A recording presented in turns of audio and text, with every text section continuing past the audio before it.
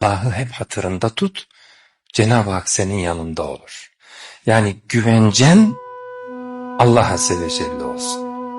Babam çok güçlü dersen, Cenab-ı Hak babanın o kadar güçlü olmadığını sana öğretecek süreçlere seni sokar. Ailemiz çok güçlü dersen, Cenab-ı Hak ailenin o kadar güçlü olmadığını sana öğretecek süreçlere seni sokar. Malımız çok, bize bir şey olmaz dersen, Cenab-ı Hak malınızın da sana yarar sağlamayacağını göstereceği süreçlere seni sokar. Bu dünyada Allah'tan gayrı neye çok güvenir isek, Cenab-ı Hak onların güvenilmez olduğunu bize göstereceği süreçlere sokar. Çünkü Allah Azze ve Celle kuluna kendisini takdim etmek istiyor. Bana güvenmelisin. Ben varım ya. İhfazillah, ancak Allah'a güven.